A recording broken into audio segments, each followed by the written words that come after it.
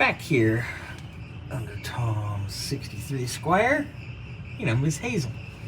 Anyway, he's been discussing when he gets gas how he has a leak. Well, first order of business, this here filler neck hose is done. Look at the cracking on that. I would not be surprised if that's part of our leak. It's cracked on both ends, so we definitely need to get a replacement filler neck hose. I'm gonna go over and look at the fuel sender and see if we're leaking there as well. I remember we had a leak a couple years ago on the hose that comes out of the tank, the feed line. So I want to check there, I want to check the sender, and then we will go from there. Alright, so here is our sending unit assembly. You can see that hasn't been out in a very, very long time.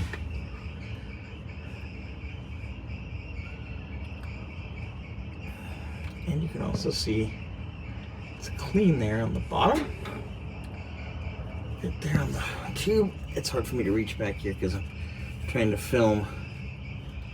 I'm actually not able to see it. I'm having to watch it through the camera. But notice a clean spot. But there's the hose we replaced a few years ago. It's still in very nice condition. I would be concerned about the seal being dry. And also, this is concerning as well. I know it's on the bottom, so it's not leaking, but somebody has definitely played with the welder on this tank before in the past. But I would like to reseal this, and it doesn't take long. Getting the actual seals easy and it's cheap.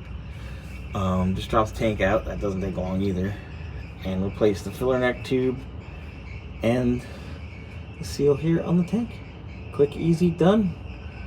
Problem solved for the most part.